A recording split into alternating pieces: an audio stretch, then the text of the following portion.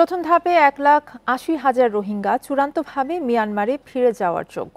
এছাড়া আরও 70,000-এর ছবি এবং পরিচয় যাচাইয়ের কাজ চলছে। শুক্রবার ব্যাংককে প্রধান উপদেষ্টার বিশেষ প্রতিনিধিকে কথা জানিয়েছেন মিয়ানমারের উপপ্রধানমন্ত্রী। এ নিয়ে আলোচনা করতে রাজধানীর বনানী থেকে আমাদের সঙ্গে যোগ দিয়েছেন অভিবাসন বিশেষজ্ঞ আসিফ মুনির। আপনাকে স্বাগত জানাচ্ছি ইন্ডিপেন্ডেন্ট সংবাদে। বান্ডেল থাকলে প্রতি সেনমানিতে টাকা বাঁচবে। বিকাশ সেনমানি বান্ডেল কিনে জিতুন প্রতি লেনদেনে। শুরুতেই যে প্রশ্নটা করতে চাইবো তা হচ্ছে প্রত্যাবাসনের জন্য রোহিঙ্গাদের তালিকা চূড়ান্ত করার বিষয়টিকে আপনি কিভাবে দেখছেন, আর একে কি অগ্রগতি বলা যায় কিনা? ধন্যবাদ। যেটা আপনি শেষে বললেন যেটাকে অগ্রগতি, আসলে আমি এটাকে খুব একটা অগ্রগতি হিসেবে দেখছি না।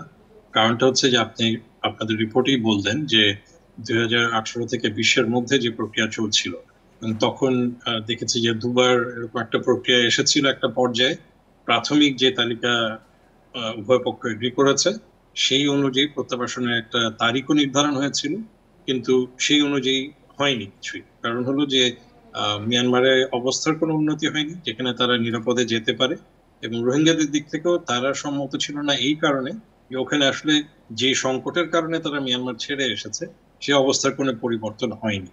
কিন্তু এরপরে উল্লেখযোগ্য পরিবর্তন মিয়ানমারে হয়েছে। 2021 সালে সেখানে সামরিক জান্তা সরাসরি ক্ষমতায় এসেছে কুয়ের মাধ্যমে, এবং বর্তমানে সেখানে যুদ্ধাবস্থা চলছে। বিভিন্ন সামরিক গোষ্ঠী বা সশস্ত্র গোষ্ঠীর সাথে জান্তা সরকারের যে কলহ চলছে। এখানে আমি যেটা দেখবো যে যেই তথ্যটি দেওয়া হয়েছে মিয়ানমারের উপপ্রধানমন্ত্রীর কাছ থেকে, এটা অতীতে যে দ্বিপাক্ষিক আলাপ আলোচনা চলছিল সেটার একটা ধারাবাহিকতা, যেটার উপরে আসলে আস্থা রাখা খুব কঠিন। এটা সবসময় আঞ্চলিক এবং আন্তর্জাতিক সংকট হিসেবেই দেখা হয়েছে বা দেখার প্রয়োজন রয়েছে, যেটার এখন পর্যন্ত কোনো খুব একটা সুরাহা হয়নি। তবে কিছু কিছু প্রক্রিয়া চলছে। বিমস্টেকের কথা, এখানে অন্যান্য যে স্টেক হোল্ডার আছে তারা আলাপ করেছেন। আসিয়ানের সাথে আলাপের একটা কথা হয়েছে, অর্থাৎ দক্ষিণ পূর্ব এশিয়ার যে জোট। আন্তর্জাতিক বৈঠকের কথা ডক্টর ইউনুস বলেছিলেন গত সেপ্টেম্বরে, যেটা হয়তো এই বছর হবে। কাজে ওই প্রক্রিয়াগুলোর সাথে এটা একেবারে আলাদা বিচ্ছিন্ন ভাবেই চিন্তা করতে হবে যে দ্বিপাক্ষিক আলাপ আলোচনা চলছে, চলুক, কিন্তু এটাতে ভরসা রাখা আসলে খুব কঠিন। সেক্ষেত্রে যে রোহিঙ্গাদের আবাসস্থল রাখাইন সহ বাংলাদেশ সীমান্তবর্তী মিয়ানমারের প্রায় সব রাজ্যই কিন্তু বিদ্রোহী আরাকান আর্মির নিয়ন্ত্রণে। সেক্ষেত্রে আসলে মিয়ানমার সরকারের পক্ষে কি রোহিঙ্গাদের ফেরত নেওয়া আদৌ সম্ভব?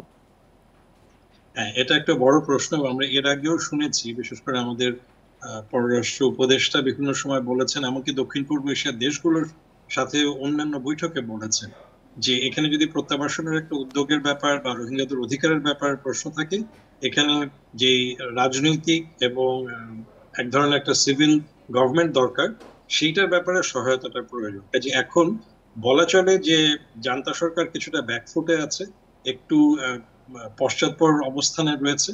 এবং আমরা এটাও শুনেছি, বিভিন্ন আন্তর্জাতিক গণমাধ্যমে আসছে যে ডিসেম্বর নাগাদ তারা একটা নির্বাচনের কথা বলছেন গণতান্ত্রিক প্রক্রিয়া যাওয়ার জন্য। অর্থাৎ তারা কিন্তু একটু চাপের মুখে আছেন। আরাকান আর্মি সহ অন্যান্য গোষ্ঠী, অন্যান্য সশস্ত্র গোষ্ঠীগুলোও কিন্তু সেখানে যুদ্ধাবস্থায় রয়েছে জান্তা সরকারের সাথে। কাজে এটা সামাল দেওয়ার একটা চেষ্টা। এটা অতীতের প্রক্রিয়াটা যে চালু আছে এই ভরসাটা বাংলাদেশকে দেওয়ার জন্য তালিকাটার কথা বলা হয়েছে। কিন্তু এই তালিকার ভিত্তিতে ওখানে যাওয়ার প্রসঙ্গটা অনেক দূরের, কারণ সেই নিরাপদ মানে 2020-এ যেটুকু নিরাপদ অবস্থা থাকার সম্ভাবনা ছিল এখন কিন্তু তার চেয়েও কম।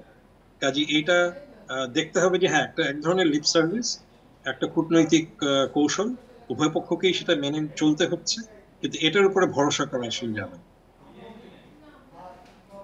জি, আপনাকে অসংখ্য ধন্যবাদ আমাদের সাথে যুক্ত হবার জন্য।